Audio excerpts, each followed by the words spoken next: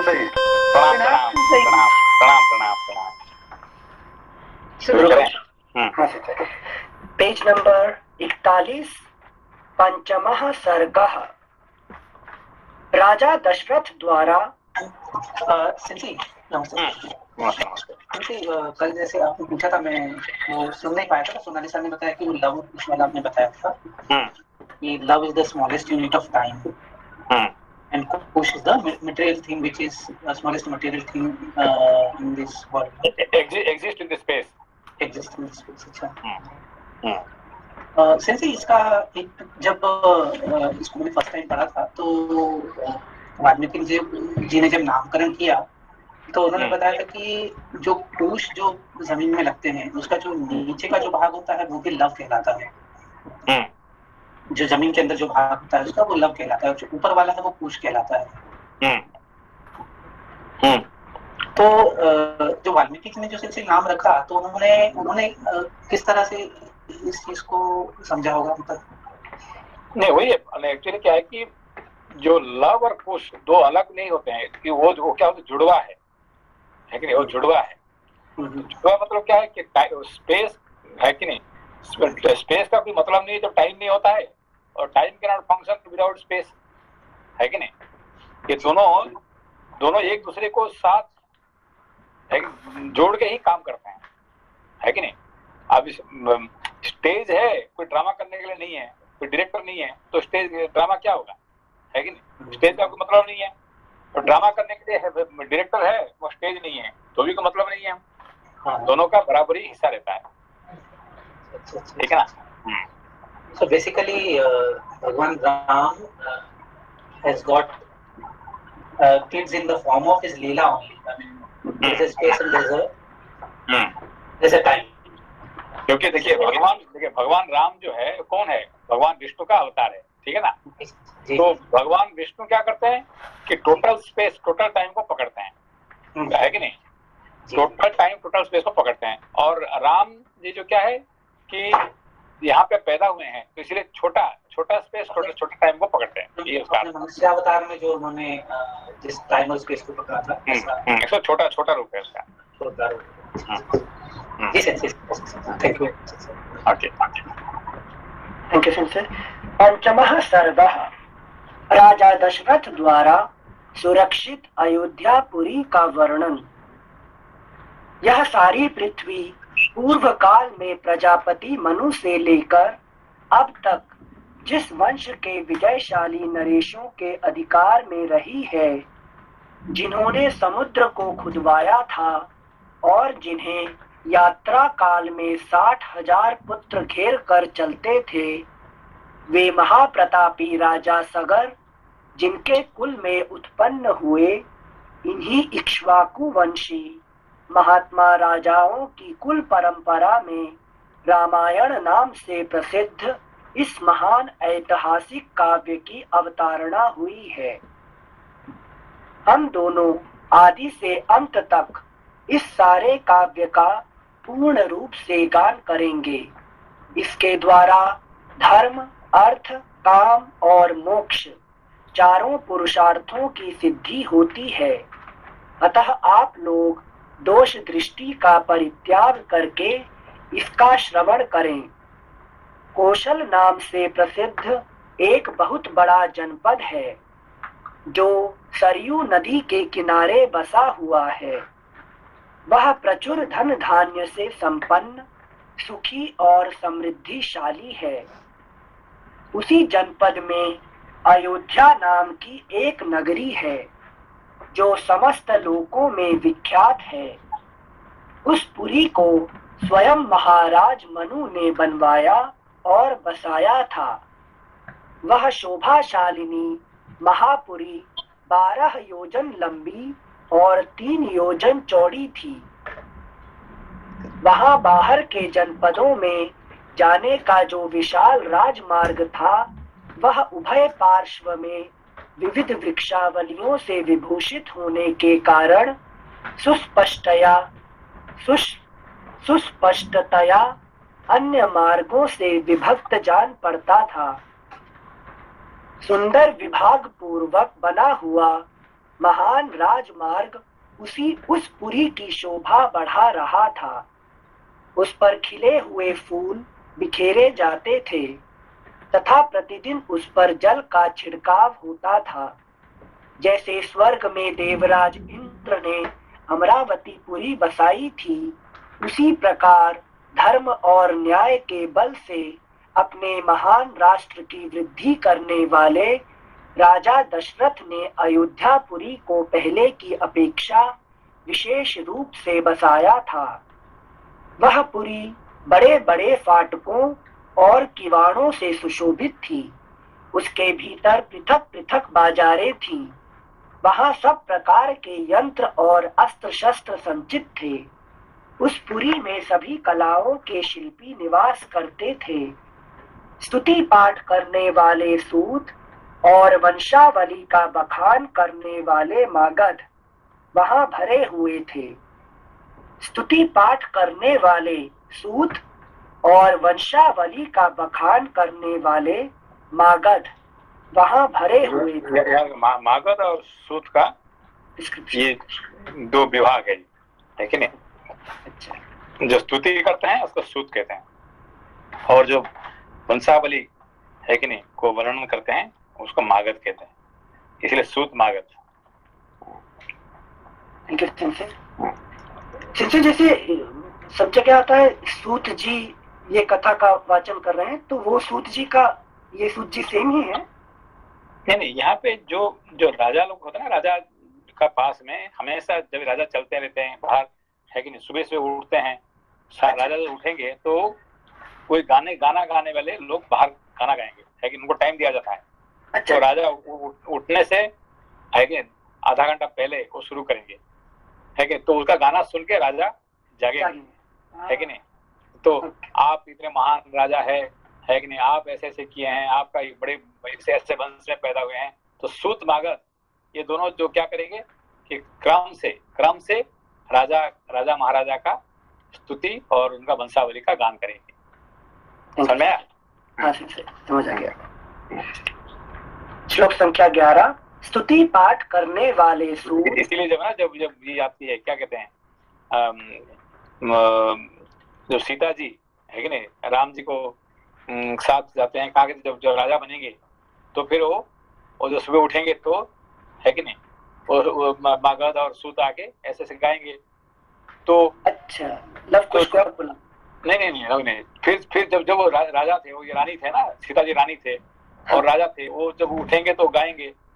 तो जिस दिन उनको वन में छोड़ देते हैं तो वन में रहते हैं, तो वहां पे तो कोई सूत मागध है ही नहीं है कि नहीं। तो जो सुबह उठते हैं तो कौन गाते हैं? कोयल, हाँ कोयल, पक्षियों है ना, ये सब गाते हैं। तो ये कहते हैं अरे ये बड़ा नेचुरल है। वो तो सब पैसे के चक्कर है कि पैसा लेने के लिए ये आपको कह रहे हैं, सच में पता नहीं क्या उनका मन में है कि नहीं। आपको कह रहे हैं जरासंध का भी है कि नहीं, उसका जो सूत मागध उसको कहेंगे अरे आप महान है कि नहीं। तो दुर्योधन का भी ऐसे कहेंगे है कि नहीं। तो ये जो ये पक्षी है वन में, लेकिन ये सब क्या है, ये झूठ नहीं है, वो सच ये करते हैं कि नहीं। तो ये सीता जी यहाँ पे वो देख के बड़ा पसंद आता है उनको है कि नहीं। तो वो लाइफ उनको अच्छा नहीं लगता है कि नहीं। अच्छा मतलब राजमहल से अच्छा है वन में रहना, नेचुरल में वो यहाँ पे सूत मागध है मगर वो नेचुरल सूत मागध है कि नहीं। स्तुति पाठ करने वाले सूत और वंशावली का बखान करने वाले मागध वहां भरे हुए थे। वह पुरी सुंदर शोभा से संपन्न थी। उसकी सुषमा की कहीं तुलना नहीं थी। वहां नेक्स्ट पेज नंबर 42। वहां ऊंची ऊंची अट्टालिकाएं थीं, जिनके ऊपर ध्वज फहराते थे। सैकड़ों शतघ्नियों तोपों से वह पुरी व्याप्त थी। उस पुरी में ऐसी बहुत सी नाटक मंडलियां थी जिनमें केवल स्त्रियां ही नृत्य एवं अभिनय करती थीं। उस नगरी में चारों ओर उद्यान तथा आमों के बगीचे थे। लंबाई और चौड़ाई की दृष्टि से वह पुरी बहुत विशाल थी तथा साखू के वन उसे सब ओर से घेरे हुए थे। उसके चारों ओर गहरी खाई खुदी थी, जिसमें प्रवेश करना या जिसे लांघना अत्यंत कठिन था। वह नगरी दूसरों के लिए सर्वथा दुर्गम एवं दुर्जय थी। घोड़े, हाथी, गाय, बैल, ऊंट तथा गधे आदि उपयोगी पशुओं से वह पुरी भरी पूरी थी। कर देने वाले सामंत नरेशों के समुदाय उसे सदा घेरे रहते थे। विभिन्न देशों के निवासी वैश्य उस पुरी की शोभा बढ़ाते थे।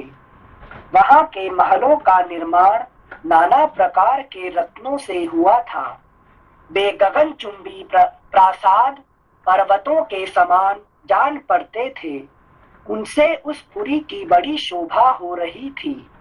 बहुसंख्यक कूटागारों, गुप्त गृहों अथवा स्त्रियों के क्रीड़ा भवनों से परिपूर्ण वह नगरी इंद्र की अमरावती के समान जान पड़ती थी। उसकी शोभा विचित्र थी। उसके महलों पर सोने का पानी चढ़ाया गया था, अथवा वह पुरी द्यूत फलक के आकार में बसाई गई थी। द्यूत फलक फुटनोट। गोविंदराज की टीका में अष्टापद का अर्थ शारी फल या द्यूत फलक किया गया है। वह चौकी जिस पर पासा बिछाया या खेला जाए द्यूत फलक कहलाती है। पुरी के बीच ये गोविंदराज को मालूम है कौन है? कौन है? लपाजी कौन है? सेंसी कौन है ये? गोविंद पाद नहीं है ना सेंसी? गोविंद पाद लिखा हुआ है यहाँ पे। नहीं, गोविंद राज लिखा हुआ है, पता नहीं। तो गोविंद पाद कहाँ से आ गया? सेंस पता नहीं मुझे, सॉरी। ये रामायण का जो टीकाकार है, रामायण का ऊपर जो भाष्य लिखे हैं, ये है गोविंदराज टीका, है कि नहीं? तो रामायण का टीका है सेंसी? अरे एक नहीं, बहुत है। रामायण भी एक शास्त्र है ना, शास्त्र का और हमेशा टीका भाष्य रहता है कि नहीं? महाभारत का भी है, रामायण का भी है। महाभारत का तो आपने बताया था, नीलकंठ है। ये बाकी भी है, मगर यहाँ पे ये रामायण भी बहुत है कि नहीं? तो इसमें गोविंदराज जो है एक फेमस है। तो कोई भी शास्त्र का भाष्य और टीका रहता है, ठीक है ना? Thank you. फुटनोट। गोविंदराज की टीका में अष्टापद का अर्थ शारी फल या द्यूत फलक किया गया है। वह चौकी जिस पर पासा बिछाया या खेला जाए द्यूत फलक कहलाती है। पुरी के बीच में राजमहल था। उसके चारों ओर राजबीथियां थीं और बीच में खाली जगहें थीं। यही अष्टापदाकारा का भाव है। Footnote ends. उसकी शोभा विचित्र थी। उसके महलों पर सोने का पानी चढ़ाया गया था, अथवा वह पुरी द्यूत फलक के आकार में बसाई गई थी। श्रेष्ठ एवं सुंदरी नारियों के समूह उस पुरी की शोभा बढ़ाते थे। वह सब प्रकार के रत्नों से भरी पूरी तथा सतमहले प्रासादों से सुशोभित थी। पूर्ववासियों के घरों से उसकी आबादी इतनी घनी हो गई थी कि कहीं थोड़ा सा भी अवकाश नहीं दिखाई देता था। उसे समतल भूमि पर बसाया गया था। वह नगरी जड़हन धान के चावलों से भरपूर थी। वहां का जल इतना मीठा या स्वादिष्ट था मानो ईख का रस हो।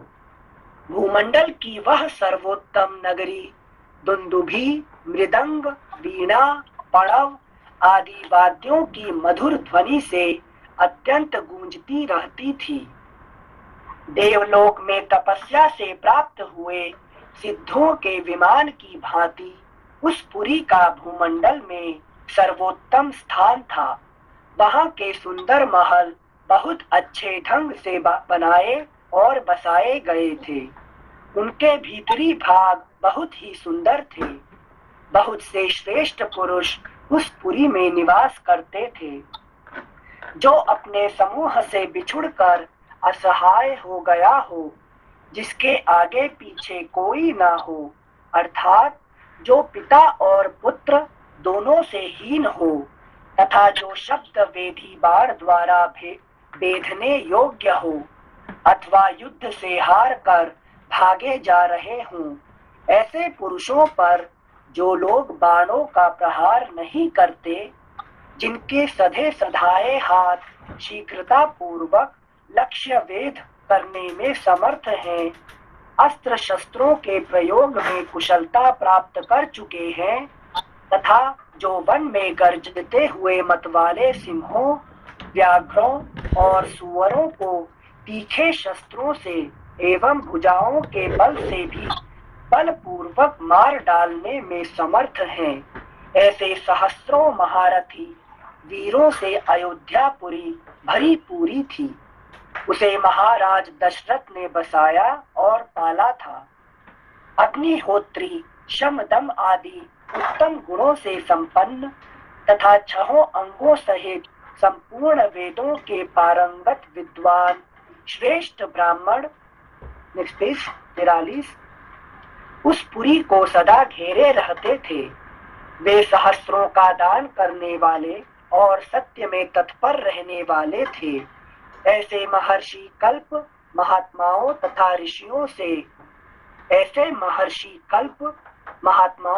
ऋषियों से अयोध्यापुरी सुशोभित थी तथा राजा दशरथ उसकी रक्षा करते थे। इस प्रकार श्री वाल्मीकि निर्मित आर्ष रामायण आदि काव्य के बालकांड में 5वां सर्ग महर्षि कल्प में रुक गया था ना, क्या है?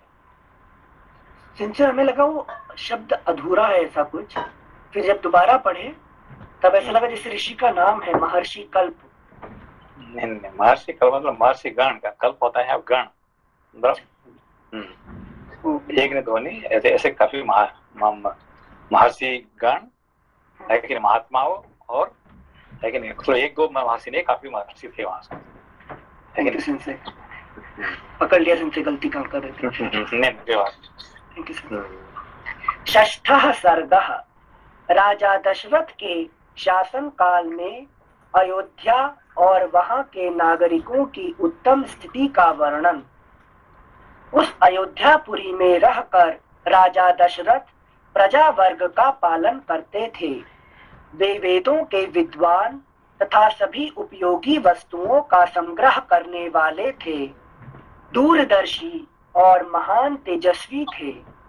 नगर और जनपद की प्रजा उनसे बहुत प्रेम रखती थी। वे इक्ष्वाकु कुल के अतिरथी वीर थे। अतिरथी फुटनोट जो 10,000 महारथियों के साथ अकेला ही युद्ध करने में समर्थ हो, वह अतिरथी कहलाता है। मुझे कुछ डेफिनेशन बदल दी है क्या अतिरथी? अतिरथी महारथी तो कुछ अक्षौहिणी सेनाओं के बेसिस पे था ना, इतनी इतनी सेनाएं इनके पास होती हैं। यहाँ बोल रहे नहीं, सेना जिसका होता है राजा, कोई भी राजा के पास सेना खरीदने में क्या लगता है? पैसा हो तो आप सेना खरीद सकते हैं। अच्छा है कि नहीं? सेना खरीदना और अतिरथी, जैसे कि दुर्योधन ने सबसे ज्यादा सेना रखा था, वो अतिरथी थोड़ी है कि नहीं? दुर्योधन ने तो 11 अक्षौहिणी सेना रखा था। उसका मतलब सबसे बड़ा वीर है क्या वो? ओके। अतिरथी मतलब ये उसका अर्थ है कि नहीं? अच्छा। जो अकेला जैसे भीष्म पितामह क्या थे? अतिरथी थे, है कि नहीं? द्रोण वो अतिरथी थे, है कि नहीं? जो अकेला 10,000 महारथी के साथ लड़ सकते हैं। जब भीष्म पितामह खड़े रहेंगे तो कोई उनके सामने कोई आ नहीं सकता। ठीक है ना? ठीक है, थैंक यू सर। फुटनोट महारथी से अतिरथी एक लेवल और हाई है ना? हाँ, बहुत मतलब एक बहुत ऊपर है। मतलब महारथी से 10,000 महारथी को अकेला टैकल कर सकता है कि नहीं? इसीलिए जब भीष्म पितामह खड़ा रहते तो उनके सामने कोई जीतेगा कोई बात ही नहीं है। इसीलिए इनको भगवान कृष्ण ने उनको पांडवों को कहे कि तुम जाओ, उनको भिक्षा मांगो उनका जान की, है कि नहीं? तो भी उसको मार सकते हैं। तो जब तक वो खड़े रहेंगे तुम जीत नहीं सकते, है कि नहीं, क्योंकि वो अतिरथी है वो। अतिरिक्त। धन्यवाद। वो खुद ही बताएंगे कि वो कैसे वो हारेंगे, कैसे। लेकिन धन्यवाद सर। सिंसे वैसे इस सबसे कर्ण भी अतिरथी थे, क्योंकि उनसे भी मांगने गए थे ना दान में। हाँ, कर्ण भी, मगर जैसे भीष्म पितामह थे, भीष्म पितामह और द्रोण, ये दोनों रियली अपने पावर में अतिरथी थे, ठीक है ना। बाकी अभी कर्ण भी अतिरथी थे, ये भी अर्जुन भी थे, मगर इनका थोड़ा अलग हिसाब है। रियली अतिरथी थे कौन? भीष्म द्रोण, है कि नहीं। ये दोनों जब तक खड़ा रहेंगे तो कोई सामने आ ही नहीं सकता, है कि नहीं। अच्छा, थैंक यू सिंसे। नगर और जनपद की प्रजा उनसे बहुत प्रेम रखती थी। वे इक्ष्वाकु कुल के अतिरथी वीर थे, यज्ञ करने वाले, धर्मपरायण और जितेंद्रिय थे। महर्षियों के समान दिव्य गुण संपन्न राजर्षि थे। महर्षियों के समान दिव्य गुण संपन्न राजर्षि थे। उनकी तीनों लोकों में ख्याति थी। वे बलवान, शत्रुहीन, मित्रों से युक्त एवं इंद्रिय विजयी थे। वे बलवान, महर्षियों के समान राजर्षि थे, ठीक है ना। तो उसका मतलब क्या है? ये महर्षि नहीं है, मगर महर्षियों के समान राजा थे, इसीलिए वो ऋषि थे। राजा और ऋषि होने के कारण से राजर्षि है कि नहीं। Thank you सिंसे।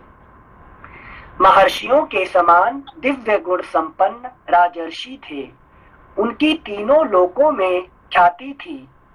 वे बलवान, शत्रुहीन, मित्रों से युक्त एवं इंद्रिय विजयी थे। धन और अन्य वस्तुओं के संचय की दृष्टि से इंद्र और कुबेर के समान जान पड़ते थे। जैसे महातेजस्वी प्रजापति मनु संपूर्ण जगत की रक्षा करते थे, उसी प्रकार महाराज दशरथ भी करते थे। धर्म, अर्थ और काम का संपादन करने वाले कर्मों का अनुष्ठान करते हुए वे सत्य प्रतिज्ञ नरेश उस श्रेष्ठ अयोध्यापुरी का उसी तरह पालन करते थे जैसे इंद्र अमरावतीपुरी का। उस उत्तम नगर में निवास करने वाले सभी मनुष्य प्रसन्न, धर्मात्मा, बहुश्रुत, निर्लोभ, सत्यवादी तथा अपने अपने धन से संतुष्ट रहने वाले थे।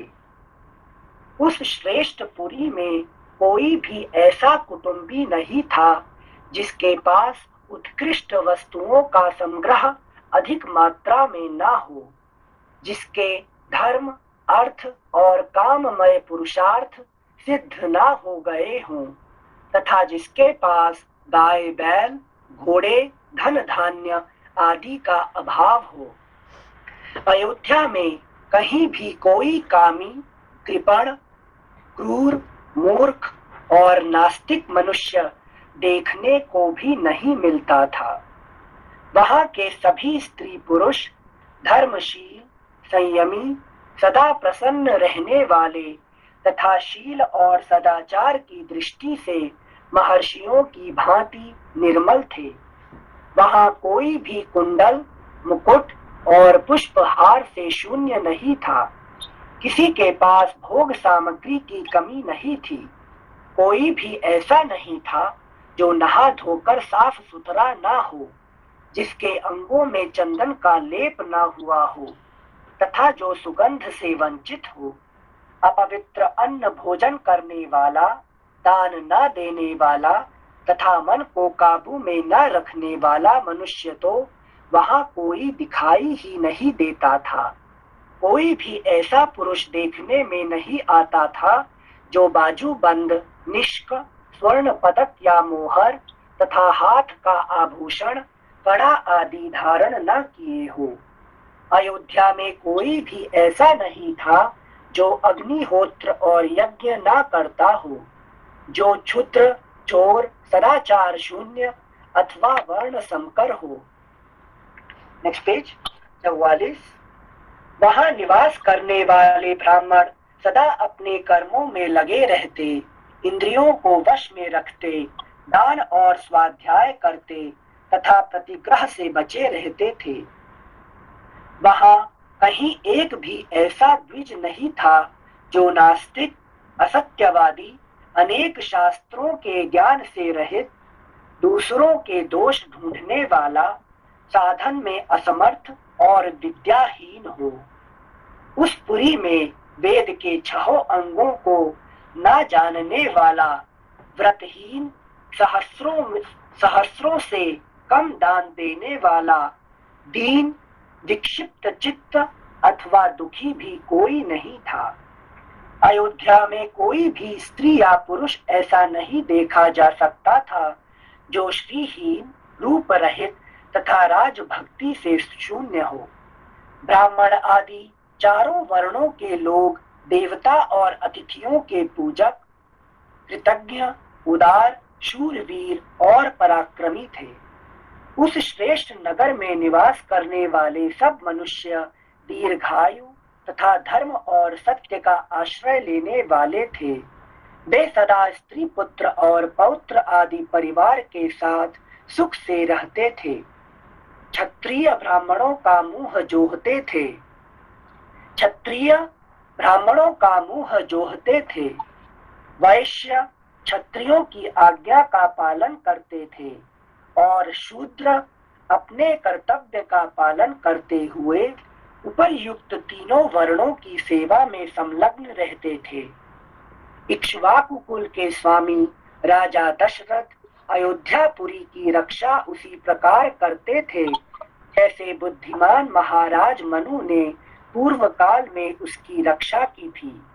शौर्य की अधिकता के कारण अग्नि के समान दुर्धर्ष, कुटिलता से रहित, अपमान को सहन करने में असमर्थ तथा अस्त्र शस्त्रों के ज्ञाता योद्धाओं के समुदाय से वह पुरी उसी तरह भरी पूरी रहती थी जैसे पर्वतों की गुफा सिंहों के समूह से परिपूर्ण होती है। काम्बोज और बाहलीक देश में उत्पन्न हुए उत्तम घोड़ों से, वनायु देश के अश्वों से तथा सिंधु नद के निकट पैदा होने वाले दरियाई घोड़ों से, जो इंद्र के अश्व उच्चैः श्रवा के समान श्रेष्ठ थे, अयोध्यापुरी भरी रहती थी। विंध्य और हिमालय पर्वतों में उत्पन्न होने वाले अत्यंत बलशाली पर्वताकार मदमत्त गजराजों से भी वह नगरी परिपूर्ण रहती थी। ऐरावत कुल में उत्पन्न महापद्म के वंश में पैदा हुए तथा अंजन और वामन नामक दिग्गजों से भी प्रकट हुए हाथी उस पुरी की पूर्णता में सहायक हो रहे थे। हिमालय पर्वत पर उत्पन्न भद्र जाति के, विंध्य पर्वत पर उत्पन्न हुए मंद्र जाति के तथा सह्य पर्वत पर पैदा हुए मृग जाति के हाथी भी वहां मौजूद थे। भद्र, मंद्र और मृग, इन तीनों के मेल से उत्पन्न हुए शंकर जाति के भद्र और मंद्र, इन दो जातियों के मेल से पैदा हुए शंकर जाति के भद्र और मृग जाति के संयोग से उत्पन्न शंकर जाति के तथा मृग और मंद्र, इन दो जातियों के सम्मिश्रण से पैदा हुए पर्वताकार गजराज भी, जो सदा मदोन्मत्त रहते थे, उस पुरी में भरे हुए थे। 3 योजन के विस्तार वाली अयोध्या में 2 योजन की भूमि तो ऐसी थी जहां पहुंचकर किसी के लिए भी युद्ध करना असंभव था। इसलिए वह पुरी अयोध्या इस सत्य एवं सार्थक नाम से प्रकाशित होती थी, जिसमें रहते हुए राजा दशरथ इस जगत का, अपने राज्य का पालन करते थे। मैं अयोध्या क्यों कहा जाता उनको, राज्य को? जहाँ युद्ध नहीं, दोबारा पढ़िए सर, दोबारा पढ़िए। 3 योजन 3 योजन के विस्तार वाली अयोध्या में 2 योजन की भूमि तो ऐसी थी जहां पहुंचकर किसी के लिए भी युद्ध करना असंभव था। इसलिए वह पुरी अयोध्या इस सत्य एवं सार्थक नाम से प्रकाशित होती थी। क्योंकि अब कहीं भी जाओगे तो युद्ध कर सकते हैं ना, तो यहाँ पे कोई भी युद्ध नहीं कर सकता है, इसलिए अयोध्या। ठीक है ना, क्या समझ में आएगी? कौशल राज्य का नाम क्या है? कौशल। राज्य का नाम कौशल है कि नहीं? मतलब सब लोग उसमें ऑलरेडी पारंगत हैं, तो युद्ध करने के लिए कोई रीजन ही नहीं किसी के पास। Thank you sir. श्लोक संख्या 27। जैसे चंद्रमा नक्षत्र लोक का शासन करते हैं, उसी प्रकार महातेजस्वी महाराज दशरथ अयोध्यापुरी का शासन करते थे। Next page 45। अयोध्यापुरी का शासन करते थे, उन्होंने अपने समस्त शत्रुओं को नष्ट कर दिया था, जिसका अयोध्या नाम सत्य एवं सार्थक था, जिसके दरवाजे और अर्गला सुदृढ़ थे, जो विचित्र गृहों से सदा सुशोभित होती थी, सहस्रों मनुष्यों से भरी हुई उस कल्याणमयी पुरी का इंद्र तुल्य तेजस्वी राजा दशरथ न्याय पूर्वक शासन करते थे। इस प्रकार श्री वाल्मीकि निर्मित आर्ष रामायण आदि काव्य के बाल कांड में छठा सर्ग।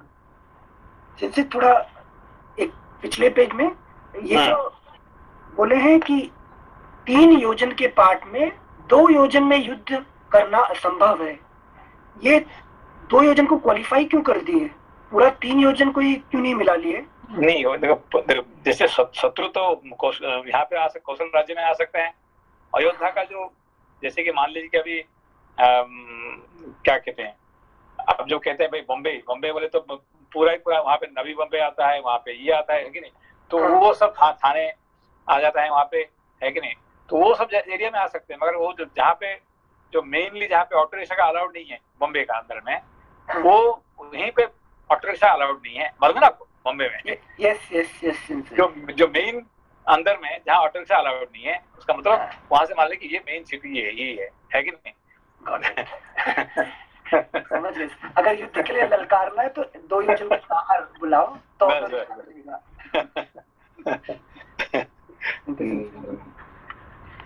नेक्स्ट सुनते हैं। सप्तमः सर्गः राजमंत्रियों के गुण और नीति का वर्णन।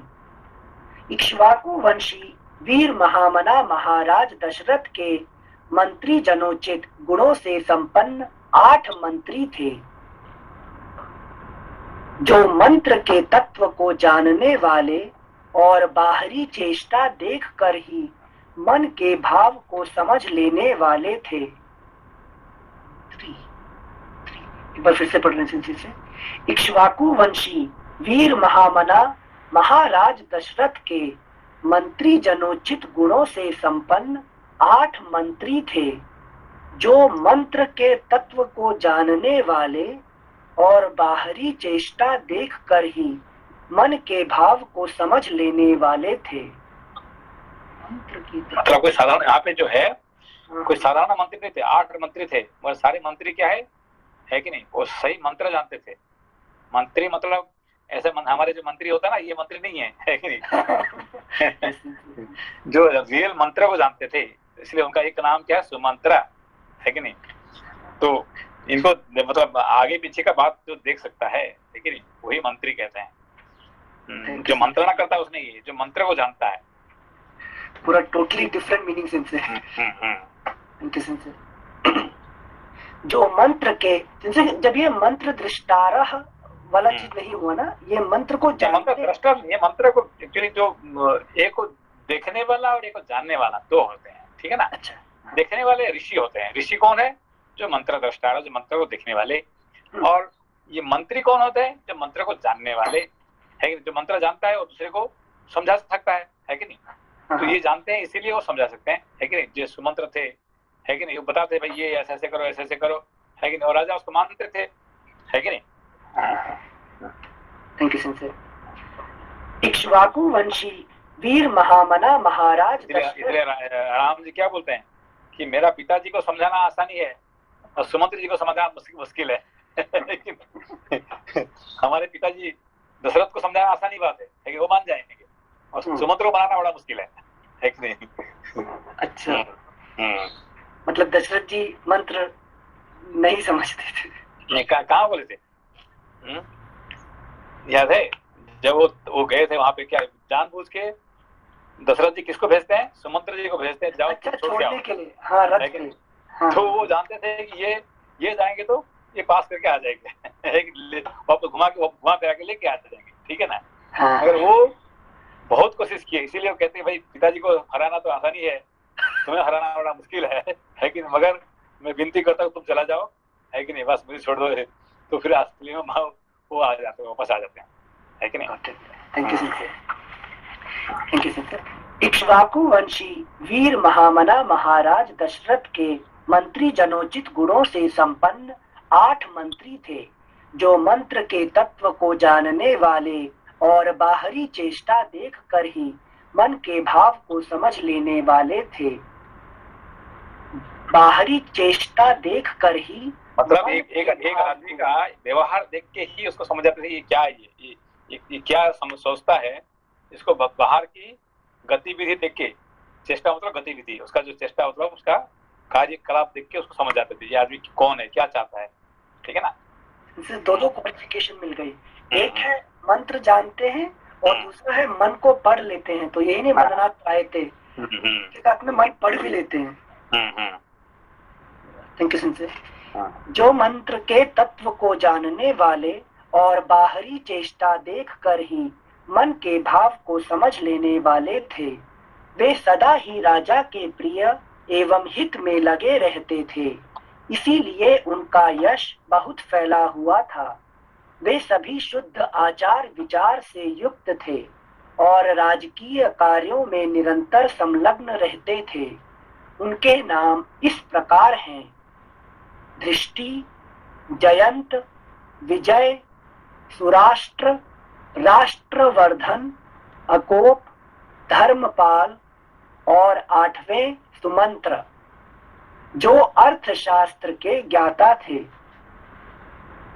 ऋषियों में श्रेष्ठतम वशिष्ठ और वामदेव, ये 2 महर्षि राजा के माननीय ऋत्विज पुरोहित थे।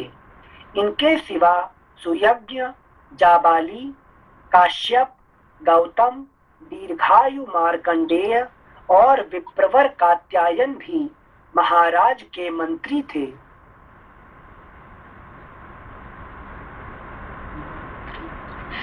ऋषियों में श्रेष्ठतम वशिष्ठ और वामदेव, ये 2 महर्षि राजा के माननीय ऋत्विज पुरोहित थे। इनके सिवा सुयज्ञ, जाबाली, काश्यप, गौतम, दीर्घायु मार्कंडेय और विप्रवर कात्यायन भी महाराज के मंत्री थे। इन ब्रह्मर्षियों के साथ राजा के पूर्व परंपरागत ऋत्विज भी सदा मंत्री का कार्य करते थे। वे सब के सब विद्वान होने के कारण विनयशील, सलज्ज, कार्यकुशल, जितेंद्रिय, श्री संपन्न, महात्मा, शस्त्र विद्या के ज्ञाता, सुदृढ़ पराक्रमी, यशस्वी, समस्त राज कार्यों में सावधान, राजा की आज्ञा के अनुसार कार्य करने वाले, तेजस्वी, क्षमाशील, कीर्तिमान तथा मुस्कुरा कर बात करने वाले थे। वे कभी काम, क्रोध या स्वार्थ के वशीभूत होकर झूठ नहीं बोलते थे। अपने या शत्रु पक्ष के राजाओं की कोई भी बात उनसे छिपी नहीं रहती थी। दूसरे राजा क्या करते हैं, क्या कर चुके हैं और क्या करना चाहते हैं, ये सभी बातें गुप्तचरों द्वारा उन्हें मालूम रहती थीं। वे सभी व्यवहार कुशल थे। उनके सौहार्द की अनेक अवसरों पर परीक्षा ली जा चुकी थी। वे मौका पड़ने पर अपने पुत्र को भी उचित दंड देने में भी नहीं हिचकते थे। कोष के संचय तथा चतुरंगिणी सेना के संग्रह में सदा लगे रहते थे। शत्रु ने भी यदि अपराध न किया हो तो वे उसकी हिंसा नहीं करते थे। उन सब में सदा शौर्य एवं उत्साह भरा रहता था। वे राजनीति के अनुसार कार्य करते तथा अपने राज्य के भीतर रहने वाले सत्पुरुषों की सदा रक्षा करते थे। ब्राह्मणों और क्षत्रियों को कष्ट न पहुंचाकर न्यायोचित, नेक्स्ट पेज 46, न्यायोचित धन से राजा का खजाना भरते थे। वे अपराधी पुरुष के बलाबल को देखकर उसके प्रति तीक्ष्ण अथवा मृदु दंड का प्रयोग करते थे। उन सब के भाव शुद्ध और विचार एक थे। उनकी जानकारी में अयोध्यापुरी अथवा कोसल राज्य के भीतर कहीं एक भी मनुष्य ऐसा नहीं था जो मिथ्यावादी, दुष्ट और पर स्त्री लंपट हो। संपूर्ण राष्ट्र और नगर में पूर्ण शांति छाई रहती थी। उन मंत्रियों के वस्त्र और वेश स्वच्छ एवं सुंदर होते थे। वे उत्तम व्रत का पालन करने वाले तथा राजा के हितैषी थे। नीति रूपी नेत्रों से देखते हुए सदा सजग रहते थे। अपने गुणों के कारण वे सभी मंत्री गुरु तुल्य समादरणीय राजा के अनुग्रह पात्र थे।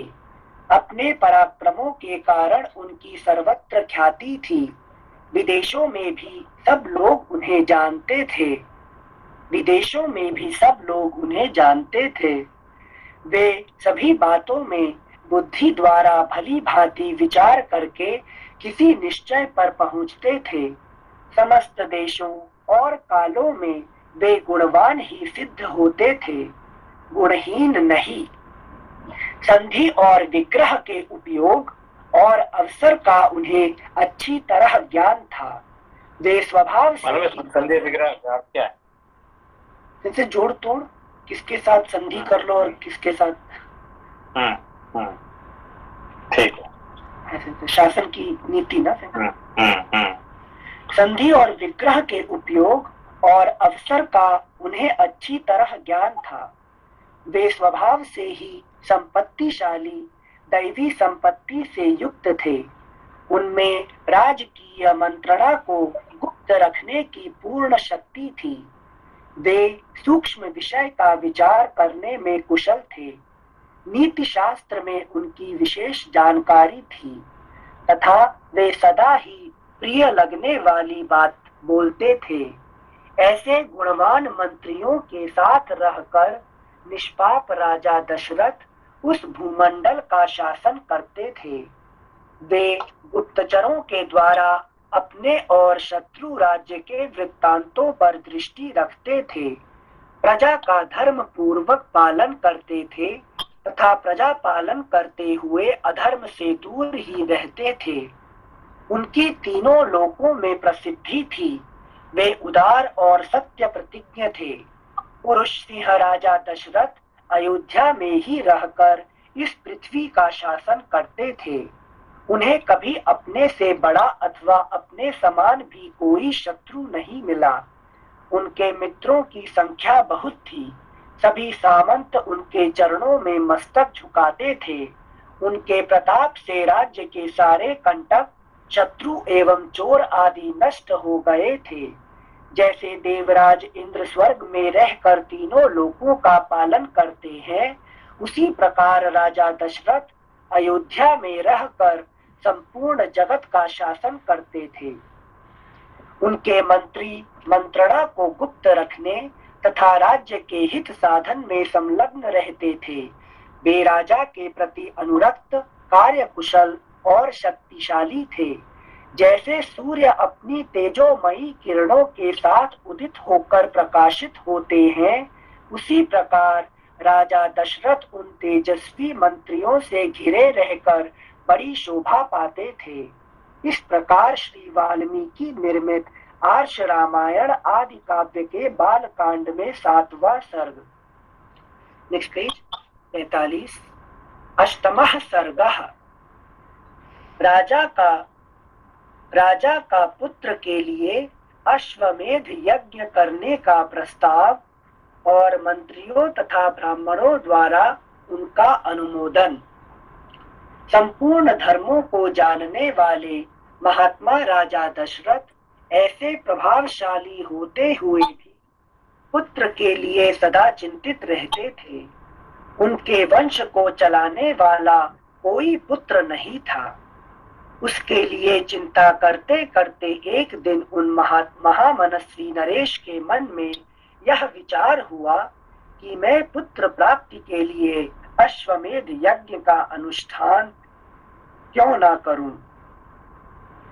पुत्र प्राप्ति के लिए अश्वमेध यज्ञ का अनुष्ठान क्यों ना करूं। इसे पुत्र कामेष्टि यज्ञ करना चाहिए था ना। हाँ, मतलब ये यज्ञ जो करेंगे वो पुत्र कामेष्टि यज्ञ करेंगे, तो इनका क्या कहते हैं, पुत्र कामेष्टि यज्ञ का नाम होता है, मगर उनके लिए वो अश्वमेध यज्ञ है। अच्छा अच्छा, थैंक यू संजय। श्लोक संख्या 2। उसके लिए चिंता करते करते एक दिन उन महामनस्वी नरेश के मन में यह विचार हुआ कि मैं पुत्र प्राप्ति के लिए अश्वमेध यज्ञ का अनुष्ठान क्यों ना करूं। अपने समस्त शुद्ध बुद्धि वाले मंत्रियों के साथ परामर्श पूर्वक यज्ञ करने का ही निश्चित विचार करके उन महातेजस्वी बुद्धिमान एवं धर्मात्मा राजा ने सुमंत्र से कहा, मंत्रीवर, तुम मेरे समस्त गुरुजनों एवं पुरोहितों को यहाँ शीघ्र बुला ले आओ।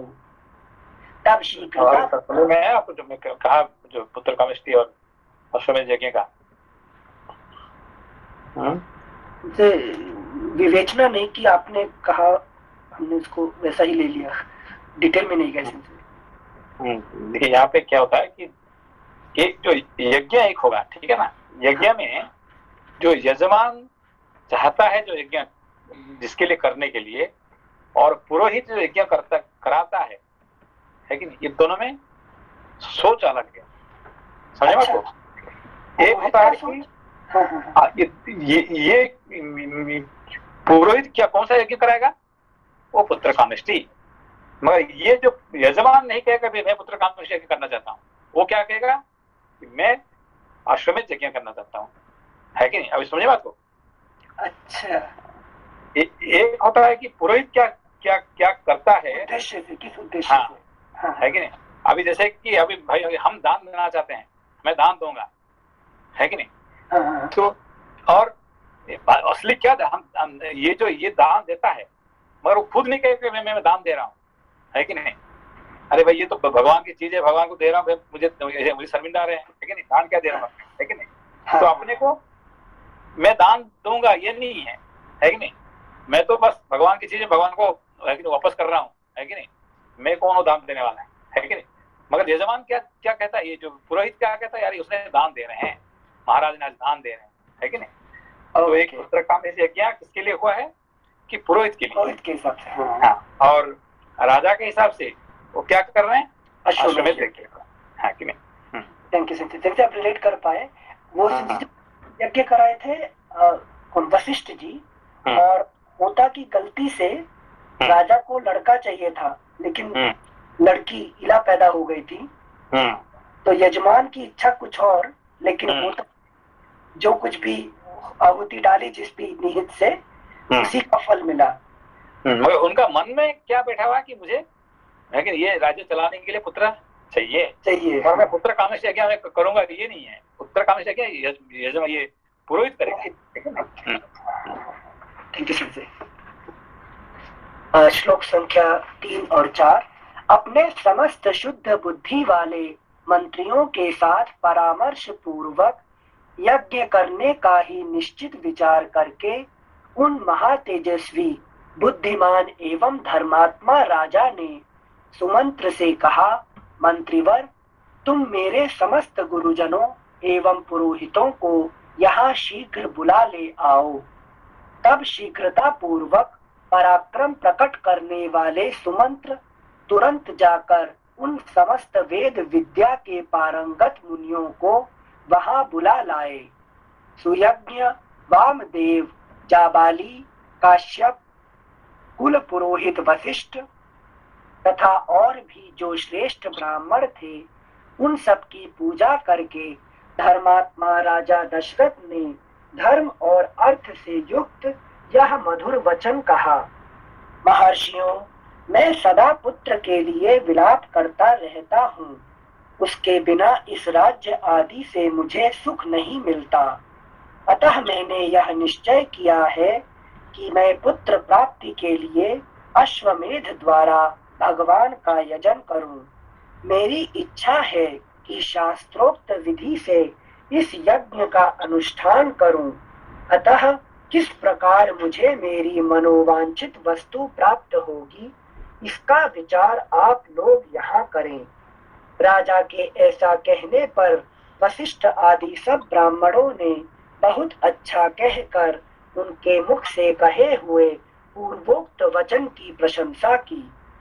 फिर वे सभी अत्यंत प्रसन्न होकर राजा दशरथ से बोले, महाराज, यज्ञ सामग्री का संग्रह किया जाए।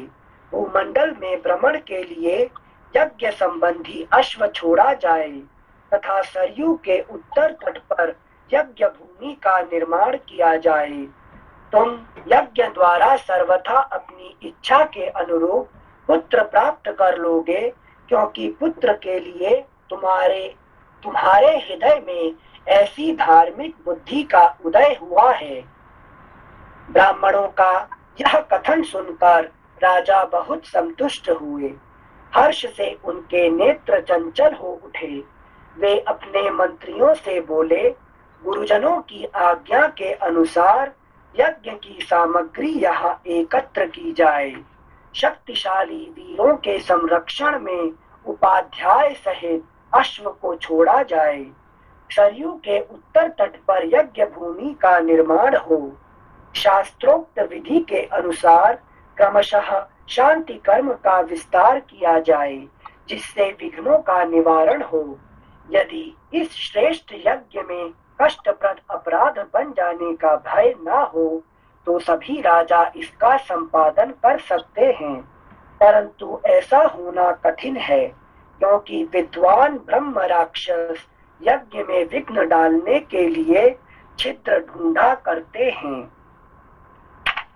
Next page 48। एक मिनट, ब्रह्म राक्षस मतलब मंत्रों की अशुद्धि को रेफर कर रहे हैं क्या? जो गलत प्रोनाउंस कर देते हैं उसके लिए बोल रहे हैं या सही में कोई राक्षस है? नहीं, जो ये करने से क्या, यज्ञों को विधि पूर्वक नहीं करने से वो गलत होने का चांस बहुत है, ठीक है ना? अच्छा, यज्ञों को पूरा नहीं करने के लिए ही सारे बैठे हुए हैं। अच्छा, आप देखिए, जब अभी आप काम करने जाते हैं तो सबका क्या है कि हम देखना चाहते हैं कि ये कैसे अन्य काम नहीं करें, है कि नहीं? How he will feel. सब लोग खुश हो गए।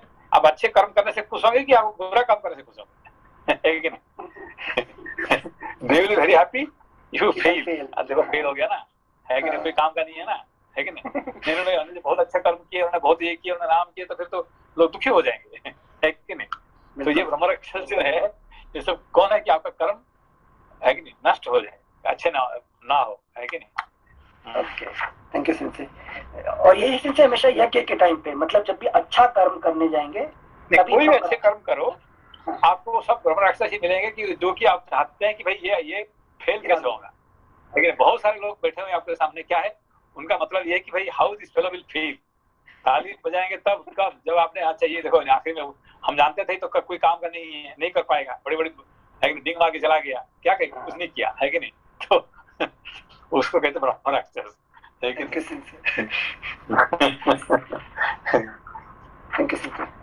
Page number 48। विधिहीन यज्ञ का अनुष्ठान करने वाले यजमान तत्काल नष्ट हो जाता है। विधिहीन यज्ञ का अनुष्ठान करने वाला यजमान तत्काल नष्ट हो जाता है। अतः मेरा यह यज्ञ जिस तरह विधि पूर्वक संपन्न हो सके वैसा उपाय किया जाए। तुम सब लोग ऐसे साधन प्रस्तुत करने में समर्थ हो। राजा के द्वारा सम्मानित हुए समस्त मंत्री पूर्ववत उनके वचनों को सुनकर बोले, बहुत अच्छा, ऐसा ही होगा। इसी प्रकार वे सभी धर्मज्ञ ब्राह्मण भी नृपश्रेष्ठ दशरथ को बधाई देते हुए उनकी आज्ञा लेकर जैसे आए थे वैसे ही फिर लौट गए। उन ब्राह्मणों को विदा करके राजा ने मंत्रियों से कहा, पुरोहितों के उपदेश के अनुसार इस यज्ञ को विधिवत पूर्ण करना चाहिए। वहां उपस्थित हुए मंत्रियों से ऐसा कहकर परम बुद्धिमान नृपश्रेष्ठ दशरथ उन्हें विदा करके अपने महल में चले गए। वहां जाकर नरेश ने अपनी प्यारी पत्नियों से कहा, देवियों दीक्षा ग्रहण करो, मैं पुत्र के लिए यज्ञ करूंगा। उस मनोहर वचन से उन सुंदर कांति वाली रानियों के मुख कमल वसंत ऋतु में विकसित होने वाले पंकजों के समान खिल उठे और अत्यंत शोभा पाने लगे। इस प्रकार श्री वाल्मीकि निर्मित आर्ष रामायण आदि काव्य के बालकांड में 8वां सर्ग। नवमः सर्गः। सुमंत्र का राजा को ऋष्यशृंग मुनि को बुलाने की सलाह देते हुए उनके अंग देश में जाने और शांता से विवाह करने का प्रसंग सुनाना। पुत्र के लिए अश्वमेध यज्ञ करने की बात सुनकर सुमंत्र ने राजा से एकांत में कहा, महाराज एक पुराना इतिहास सुनिए, मैंने पुराण में भी इसका वर्णन सुना है। मंत्री बोल रहे हैं से, एक पुराना इतिहास सुनिए, मैंने पुराण में भी इसका वर्णन सुना है। ऋत्विजों ने पुत्र प्राप्ति के लिए इस अश्वमेध रूप उपाय का उपदेश किया है, परंतु मैंने इतिहास के रूप में कुछ विशेष बात सुनी है। राजन, पूर्व काल में भगवान सनत कुमार ने ऋषियों के निकट एक कथा सुनाई थी। वह आपकी पुत्र प्राप्ति से संबंध रखने वाली है। उन्होंने कहा था, मुनिवरों, महर्षि काश्यप के विभांडक नाम से प्रसिद्ध एक पुत्र हैं। महर्षि काश्यप के विभांडक नाम से प्रसिद्ध एक पुत्र हैं। उनके भी एक पुत्र होगा जिसकी लोगों में ऋष्यशृंग नाम से प्रसिद्धि होगी। वे ऋष्यशृंग मुनि सदा वन में ही रहेंगे और वन में ही सदा लालन पालन पाकर वे बड़े होंगे। सदा पिता के ही साथ रहने के कारण विप्रवर ऋष्यशृंग दूसरे किसी को नहीं जानेंगे। राजन, लोक में ब्रह्मचर्य के 2 रूप विख्यात हैं और ब्राह्मणों ने सदा उन दोनों स्वरूपों का वर्णन किया है। एक तो है दंड मेखला आदि धारण रूप मुख्य ब्रह्मचर्य और दूसरा है ऋतु काल में पत्नी समागम रूप गौण ब्रह्मचर्य। उन महात्मा के द्वारा उक्त दोनों प्रकार के ब्रह्मचर्यों का पालन होगा। इस प्रकार रहते हुए मुनि का समय अग्नि तथा यशस्वी पिता की सेवा में ही व्यतीत होगा। उसी समय अंग देश में रोमपाद नामक एक बड़े प्रतापी, नेक्स्ट पेज 49, एक बड़े प्रतापी और बलवान राजा होंगे। उनके द्वारा धर्म का उल्लंघन हो जाने के कारण उस देश में घोर अनावृष्टि हो जाएगी, जो सब लोगों को अत्यंत भयभीत कर देगी। वर्षा बंद हो जाने से राजा रोमपाद को भी बहुत दुख होगा। वे शास्त्र ज्ञान में बड़े चढ़े ब्राह्मणों को बुलाकर कहेंगे, विप्रवरों, आप लोग वेद शास्त्र के अनुसार कर्म करने वाले तथा लोगों के आचार विचार को जानने वाले हैं, अतः कृपा करके मुझे ऐसा कोई नियम बताइए जिससे मेरे पाप का प्रायश्चित हो जाए। राजा के ऐसा कहने पर वे वेदों के पारंगत विद्वान सभी श्रेष्ठ ब्राह्मण उन्हें इस प्रकार सलाह देंगे। राजन, विभांडक के पुत्र ऋष्यशृंग वेदों के पारगामी विद्वान हैं। भूपाल, आप सभी उपायों से उन्हें यहाँ ले आइए। बुलाकर उनका भली भांति सत्कार कीजिए। फिर एकाग्र चित्त हो वैदिक विधि के अनुसार उनके साथ अपनी कन्या शांता का विवाह कर दीजिए। उनकी बात सुनकर राजा इस चिंता में पड़ जाएंगे कि किस उपाय से उन शक्तिशाली महर्षि को यहाँ लाया जा सकता है। फिर वे मनस्वी नरेश मंत्रियों के साथ निश्चय करके अपने पुरोहित और मंत्रियों को सत्कार पूर्वक वहां भेजेंगे। राजा की बात सुनकर वे मंत्री और पुरोहित मुंह लटका कर दुखी हो यूं कहने लगेंगे कि हम महर्षि से डरते हैं, इसलिए वहां नहीं जाएंगे। यूं कहकर वे राजा से बड़ी अनुनय विनय करेंगे। इसके बाद सोच विचार कर वे राजा को योग्य उपाय बताएंगे और कहेंगे कि हम उन ब्राह्मण कुमार को किसी उपाय से यहाँ ले आएंगे, ऐसा करने से कोई दोष नहीं घटित होगा। इस प्रकार वैश्याओं की सहायता से अंगराज मुनि कुमार ऋष्यशृंग को अपने यहाँ बुलाएंगे। उनके आते ही इंद्रदेव उस राज्य में वर्षा करेंगे। फिर राजा उन्हें अपनी पुत्री शांता समर्पित कर देंगे। इस प्रकार ऋष्यशृंग आपके जामाता हुए। वे ही आपके लिए पुत्रों को सुलभ कराने वाले यज्ञ कर्म का संपादन करेंगे। यह सनत कुमार जी की कही हुई बात मैंने आपसे निवेदन की है। यह सुनकर राजा दशरथ को बड़ी प्रसन्नता हुई। उन्होंने सुमंत्र से कहा, मुनि कुमार, ऋष्यशृंग को वहां जिस प्रकार और जिस उपाय से बुलाया गया वह स्पष्ट रूप से बताओ। इस प्रकार श्री वाल्मीकि निर्मित आर्ष रामायण आदि काव्य के बाल कांड में 9वां सर्ग। एक कहानी आपको समझ में नहीं आया होगा ना? समझ आया आपको? पूरी तरह नहीं समझ में आया। तो इसमें ये शांता जो है किसका लड़की है? दशरथ जी का। मगर असली लड़की दशरथ जी का, मगर जो पालित पुत्री किसका है? दशरथ के बड़े भाई की। क्या नाम का? सॉरी सेंसर, वो याद नहीं है। शायद उसके बाद कल आएगा कहानी, उसका आएगा, ठीक है ना? तो ये कहानी रोमपाद है कि नहीं? तो रोमपाद का उनका राज्य, उनका बेटी बनती वहीं पे। तो वो क्यों बुलाएंगे उनको? क्योंकि उनका राज्य में बारिश नहीं हो रहा है कि नहीं? तो वो आने से उनका बारिश हो जाएगा, उनका तो काम हो गया। और असली बेटी किसका है? दशरथ का। तो उनका क्या मिलेगा उनको, है कि नहीं?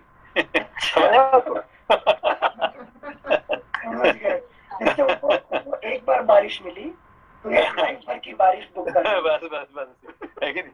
तो उनका तो काम हो गया, मगर इनका जो असली बेटी इनको क्या मिलने वाला है कि नहीं?